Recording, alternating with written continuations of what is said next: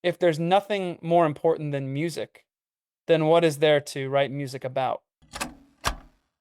What's up? This is Chris from The Strike, and you're listening to my weekly mixtape with Brian Colburn. Let's go. What is going on, friends? Welcome to my weekly mixtape. I'm your host, Brian Colburn. One of the more refreshing sounds in pop right now is coming from a band that's not afraid to lean into some retro influences. And I'm excited to head down that musical rabbit hole with my guest tonight, Chris Crabb of The Strike. Chris, welcome to the show, my friend. What's up, Brian? Thanks for having me. Pleasure to have you. So, being you're a first-time guest, we have to start with the basics. What does the word mixtape mean to you? A mixtape to me takes me back to, I was born in 86, graduated high school 2004. So for me, it's like a mixed CD. All right. But you got a friend, you got a crush, you make them a little mixed CD, with some of your favorite jams on there. That's what I think of when I hear mixtape. Well, tonight we're not going to talk about other people's music. Tonight we're here to talk about The Strike. And I know you will be riding shotgun in my car for the getaway, cutting through the brake like summer.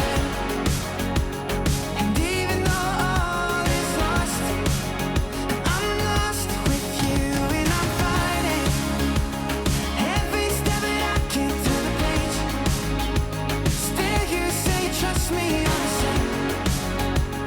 And even though all is lost, I'm lost with you. You say you can keep watch by the road. I'm pulling up when it's like. Now, Chris, this is a band that I consider an eclectic blend of sounds. I'm hearing 80s new wave and synth pop with a hint, maybe an essence, if you will, of all the things I love about yacht rock. Yet, the music still lands firmly in that modern pop headspace. So how did The Strike arrive at that musical intersection? Yeah, I really appreciate that. For us, we never really set out to be like an 80s band. When we sit down to write a song, it's not like, oh, let's write a song in the style of whatever. And that's something that's really important to us, that we're writing music that, really is just coming from the heart and is something that just speaks to our sensibilities and is something that we like. And that really is what wins at the end of the day for us. That's kind of like the Rick Rubin philosophy. The best thing that the artist can do is just at the end of the process, if the artist can say, man, I think this is friggin' sweet and I want to share it with people, that's all that really matters. And whether that lands squarely within like an 80s aesthetic or not, or just modern pop aesthetic, if we like it, that's kind of what matters the most. And so that being said, I think obviously our sensibilities just tend to lean in that direction. I was born 86, like I mentioned. I've got older siblings, and so I was just kind of immersed in that style of music at a very young age. My parents were into that kind of music, and so it was just kind of always around. And so that's sort of where my sensibilities lie and what I like. And music always runs full circle. And over the last several years, there's been a resurgence of songs, big popular hits. I'll even use The Weeknd's Blinding Lights as one that immediately comes to mind, that you feel like draws from the 80s sound, but takes it in a forward direction. Definitely. Yeah, that's a really good example. Well, as someone who grew up in the 80s, I'm a little older than you are. I was born in the late 70s, but I did a lot of my cutting my musical teeth in the 80s. And it's so refreshing to hear a saxophone solo, and I mean a real saxophone solo, in a modern pop track, as I play another clip from the Getaway, which we heard the chorus from earlier.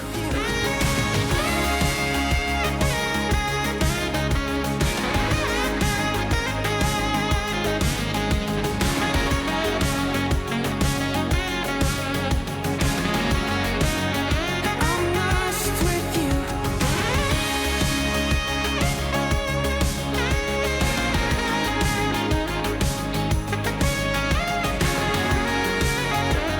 And even though all is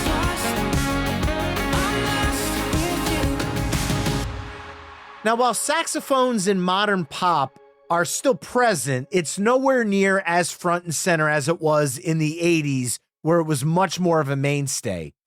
At what point did the, dare I say, saxy element first start influencing the band's sound? Yeah, my parents are like diehard Billy Joel fans, and so I grew up listening to Billy Joel, and obviously his music often features saxophone in it. That was probably my personal earliest exposure to the saxophone in pop music. The other guys in the band, Jay Tibbetts, who's the drummer of the band, he grew up with a heavy jazz influence. Same thing with David Maimone, the guitar player, keyboard player, grew up listening to Toto and a lot of like 80s rock, and so I think all three of us kind of were just exposed to that at a younger age. I played in bands and stuff in high school. Never thought to add a saxophone to any of the music. When I was in college, I actually did a ton of cover bands. Played a lot of weddings, corporate events as a vocalist, and a lot of those cover bands, they often have saxophone. And so when the strike first began, I was kind of used to sharing the stage with a saxophone player, and I kind of saw the reaction that the saxophone would get from the audience when we would do those cover gigs. And I was like, man, that's so freaking sweet and such a cool texture. And people just love the saxophone. They just have a reaction to it. And I noticed that when we were doing these cover band gigs. And so, yeah, some of the first songs, I was like, man, I want to put that into the music because I could just see how much people loved it. While it's one thing for cover songs, when you're introducing it into original music, was there ever a hesitation like maybe people aren't ready to hear it in an original setting versus where they're used to hearing it? That's a really good question. You know, that thought never really crossed my mind, to be honest. I just, for whatever reason, I wanted to do it. And so we did it. And I think people had a positive reaction to it. And I was like, oh yeah, let's do more of that. I should have known people would react that way because that's how they always had reacted to it in the past. So the fact it's a signature part of the band's sound isn't lost on fans of the strike. And I just want to remind listeners that if you want to hear The Getaway as well as other songs we're talking about tonight, you could do so over on the episode page at myweeklymixtape.com. Now, while we're still focused on The Getaway, I want to dive just a little bit deeper into the experience of the song, thanks in part to the deluxe edition of A Dream Through Open Eyes, as The Getaway has two additional versions of the track. One, a stripped back take that transforms the song into a more intimate, dare I say, first dance ballad style piece. And then on top of that, there's the M10 version of the song, which features a collaboration with country artist Mitchell Tenpenny. Yeah, I mean, with the stripped version, we actually had quite a few fans kind of reach out to us and ask if such a version existed. Thankfully, we have our guitar player, I mentioned David Maimone. He's an exceptional keyboard player, first and foremost, actually. So that's a huge asset to us, is that we have this phenomenal piano player in the band, and we felt like it's something that kind of is a strength that we could lean into as a band, doing something pulled back. And also, you know, just with the stripped version, it puts the melody and the lyrics very like front and center. And we felt like The Getaway had a cool message and a really strong melody, and we wanted to feature that prominently. As far as the Mitchell Tenpenny version, Mitchell had just always been supportive of us. I don't know how he stumbled upon our band, but he, you know, followed us on Instagram and would comment on stuff, and he messaged us and said, you know, basically when he goes on his tour bus, they bump our music, and the whole band and crew are super supportive and fans. And when we were doing the deluxe version, we wanted to sort of do these different takes on the songs. And the other thing that we felt about The Getaway was that it kind of had this like country feel to it, almost like an early Rascals Flatts track, maybe. Mm-hmm. And so we kind of were like, man, maybe Mitchell would be open to singing on the track. And we didn't want to go full country, but we did introduce a few country elements. There is some slide guitar in the M10 version, as well as I believe some banjo as well. It's kind of tucked in there. But he was super enthusiastic about it. We texted him and he was like, I'm honored. Thank you so much for thinking of me. Yes, let's do it. And we did it. And I think it turned out. When you released this version, did you see an influx of new fans that were coming from the country space? That's a great question. I think people, from what I can tell, I only see what's on our socials and the commentary on our socials and stuff. But yeah, I think people were intrigued by the blend of sort of this, whatever you want to call it, 80s inspired pop being mixed with country. I think it was kind of a fresh thing. I don't know how much of a surge we got from the country world coming to us. Hopefully, we got some. But yeah, that's a really good question. I would need to dig deeper to see how much of a demand there is for that, I guess. Well, outside of country, last summer, the band went out and supported the Fray on their How to Save a Life 20th anniversary tour. What did that run reveal about who the Strike are as a band, be it on stage or even behind the scenes? Oh man, that's a great question. I don't know that it really revealed a whole lot about the band behind the scenes. The three of us have been roommates and have been friends for years and years, and we had gone on long runs together as a group. And so, in terms of just the camaraderie of the band and the care that we have for each other, and I think that's kind of a known quantity, thankfully. It definitely was a new experience for us from the standpoint of we had never really acted as direct support before. All of the runs that we had gone out on, we had been the headliner, and we were doing our own shows. And this was kind of the first time we were stepping out on a stage totally cold to an audience who had never seen us before and was definitely there to see the Fray. And it was definitely a learning experience as we went. It kind of revealed to us like what works from a performance standpoint. Should we play with the set list? Should we do things differently? We threw in a cover song, and I think that was a good idea to put a cover in there just to kind of give something that people could sink their teeth into who are hearing us for the first time. And what cover did you settle on? Your Love by The Outfield. Oh, classic tune. Yeah. And it also, yeah, it kind of revealed which songs people respond to in the live setting. And I think it's a rite of passage for a band that you have to do that. You have to go on a run and stand in front of a bunch of strangers who have never heard your music before and hope that you can win them over on your merits of the on the merits of the music and the songs and stuff. So it was a learning experience and a good experience. And how would you compare that to, say, when you go on a full headlining tour where everybody in the room is there to see the Strike? Was there a different feeling when you were stepping out onto that stage? For me, yes. Yes. When we do our headline shows, we're very fortunate to have fans who are super dedicated. They know the songs, they know the lyrics, they know every part, they know the sax solo. They'll sing along to the sax solos or the guitar solos. And that just, you can't lose in that situation. If you go out there and you give it your best and people, they just want to see you, they want to hear the music that they've kind of come to know and love. But like I said, stepping out on a stage where nobody knows any lyrics and they've never heard of you before, and they're probably Googling you like on the spot as you're walking out. They're like, who is this man? And they're kind of judging every note, every song, every lyric. They're kind of scrutinizing it. Yeah, it's a little bit more nerve-wracking for sure. But you kind of have to just get in a headspace where before you walk out on the stage, you're like, find your confidence, remember that people love these songs and that you've had success and that they're good songs. And you can walk out there and hopefully be confident. And did you find that any of the band's hardcore fans came out specifically for you guys? Definitely. Yeah, you look out in the crowd and you see some Strike shirts, some Strike merch that they had bought prior to coming into the main room. And at least for me, I definitely lock on those people as a source of strength, as a source of confidence. I'm like, all right, we got at least 20 people in the audience who came for us, and this is for you. Well, I'd like to lean into that experience a little bit more and bridge us into one of the band's newest songs, that being Famous. So I got nothing to lose, even if I can't get this song onto the stations. I could be famous for loving you. Oh yeah, even if I can't put this show on for the nation, I could be famous for loving you.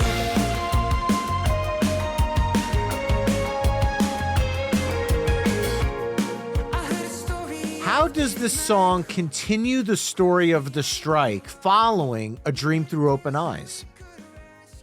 Man, that's a really good question. So, A Dream Through Open Eyes, at least for me, is kind of about, or it speaks to how incredible life can be, I guess. And, everybody, we wake up, we go to a job, perhaps it's a mundane job, and we kind of do these seemingly mundane things day in and day out. And I guess the lyric, A Dream Through Open Eyes, and the album title, A Dream Through Open Eyes, is that if you kind of shift your perspective a little bit to realize how amazing your life is, even the mundane things that you do, they matter. They matter to somebody. Whether you're going to work a job to provide for your family, or whether you're working at a job that people rely on, that you're probably providing a good or a service that people really appreciate and want in their life, even though it might seem mundane to you. And kind of realizing how spectacular life is already and how spectacular life can be, you can really kind of switch your perspective, and your life can be like a dream. And Famous, similarly, kind of speaks to a relationship, your loved ones, your spouse, whoever that may be, living for them and putting them first. It's kind of like this epic story. The song references kind of like these old Greek tales that are rooted in love. And we're so drawn to those stories because there's something just in our human psychology. We want to do amazing things for the people that we love. And those things are so important. We would do almost anything for those people in our lives. And Famous basically says, at the end of the day, I'm pursuing music and I'm on this pursuit and it's great. And I love it. And I want to be a successful musician, obviously.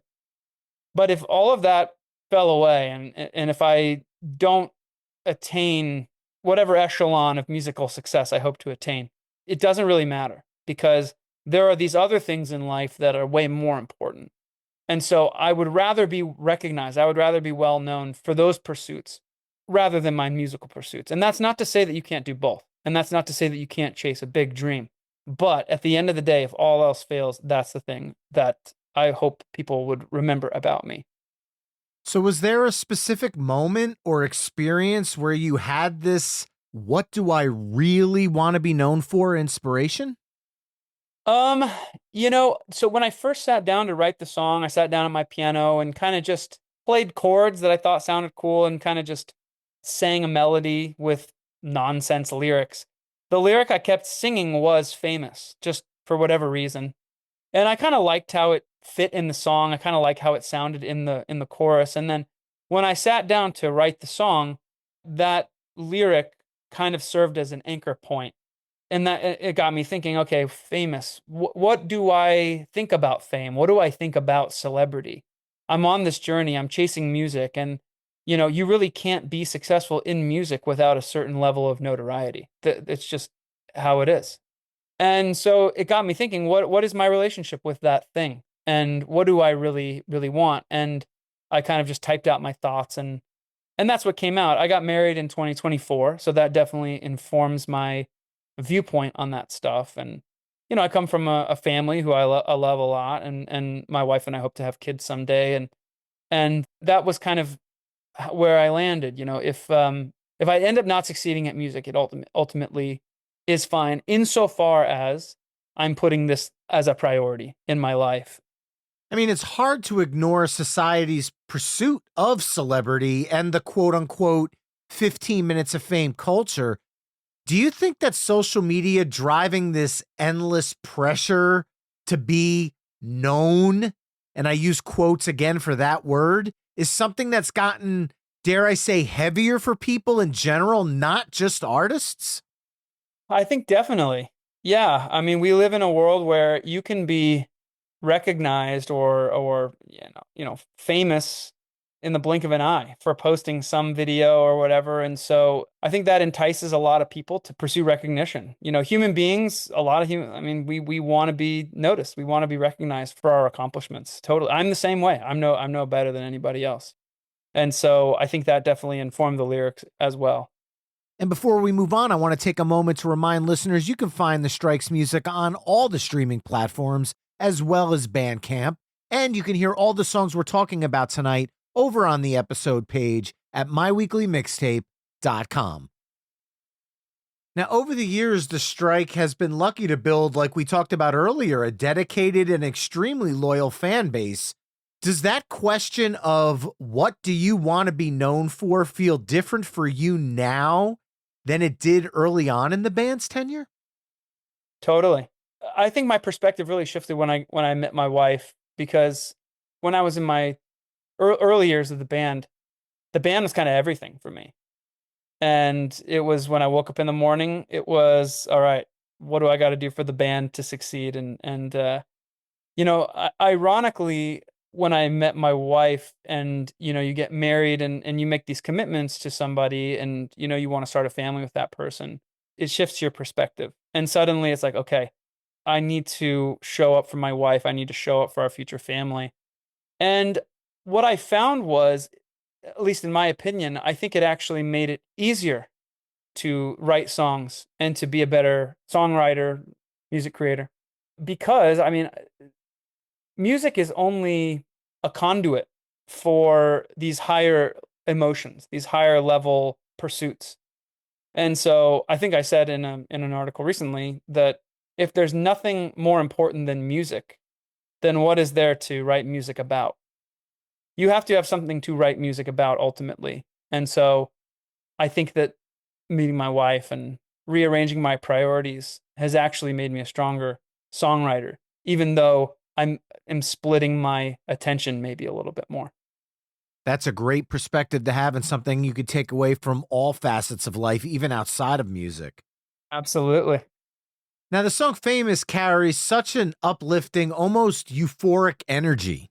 With that bright and joyful landscape, did you have any reservations about how listeners might interpret the song's deeper message, kind of the yin and yang that's happening there? That never really occurred to me. I think that maybe a listener can go as deep with the lyrics as they want. The song can kind of be this upbeat, fun thing. But then upon further examination, you're like, oh, there's actually a lot of depth here. And that's something that I think is kind of cool, and hopefully is something that brings the listener back to it over and over again, rather than just being like an upbeat, fun party track. It kind of works on both levels. And tying this back to our conversation about the Getaway earlier, do you hear the same thing for Famous, where you can maybe strip it down and let people kind of really hone in on that deeper message? Yeah, possibly. We haven't tried it, but I would definitely be interested in trying it. Well, another song I want to touch on right now is a track that your upcoming tour is named after, and that song's called No Time to Waste.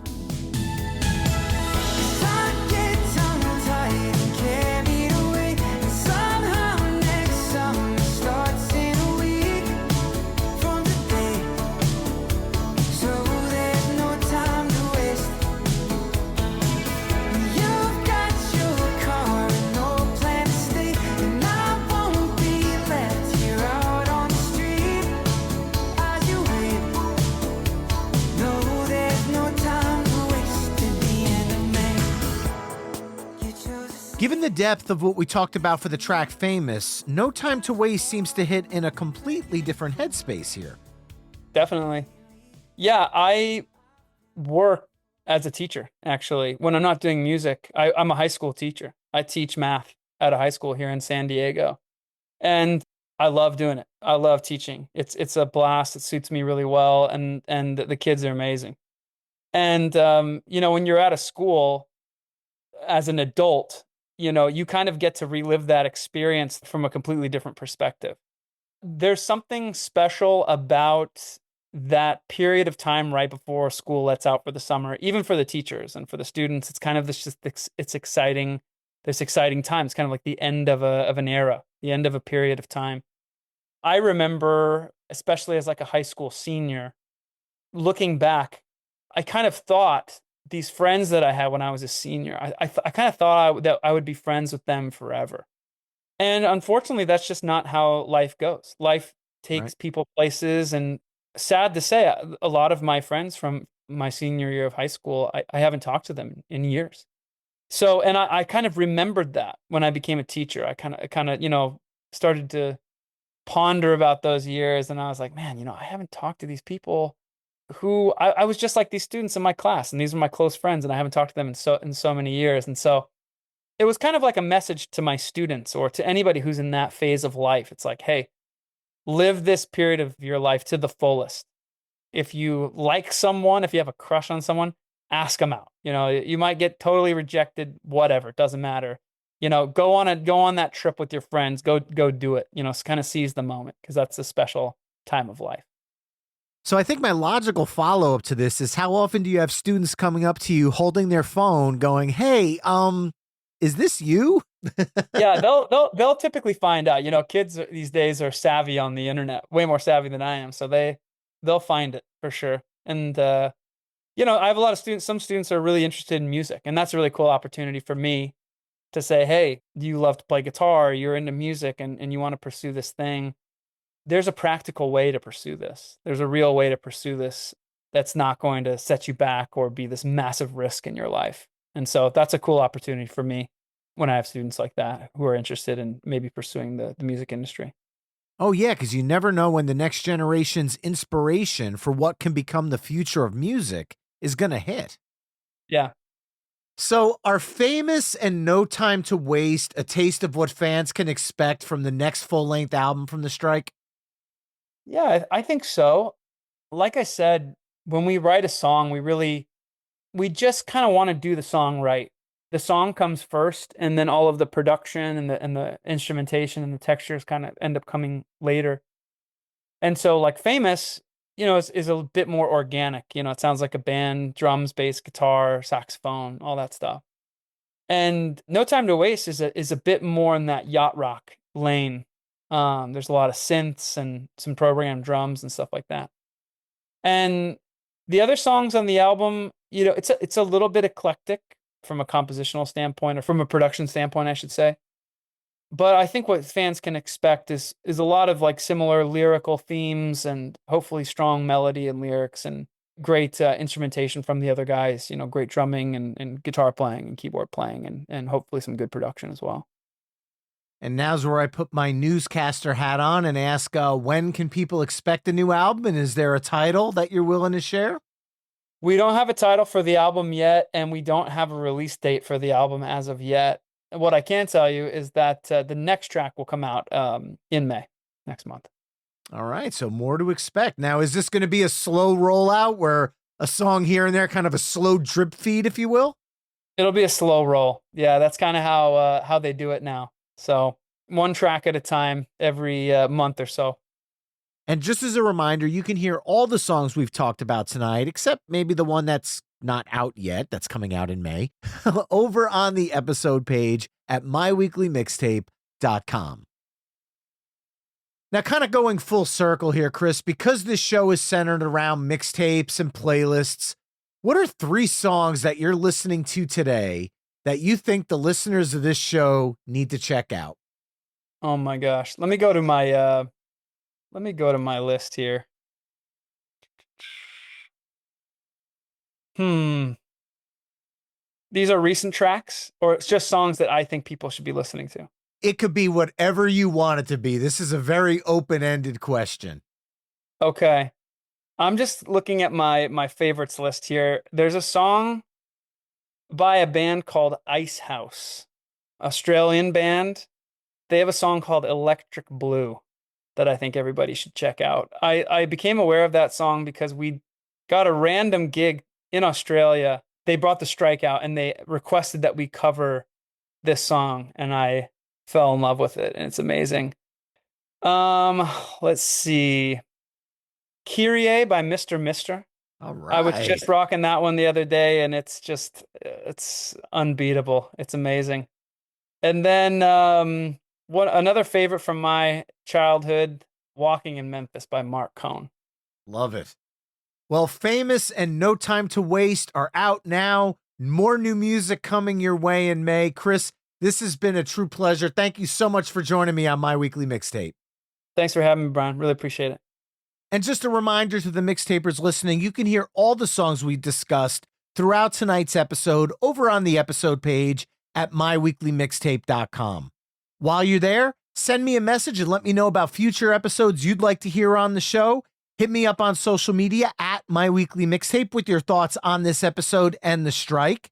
You can also send me an email through the contact page at myweeklymixtape.com, or you could join the mixtaper community at patreon.com/myweeklymixtape. It's free to join, and there's several tiers there if you'd like to support the show a little extra, none of which is expected, but all of which is appreciated.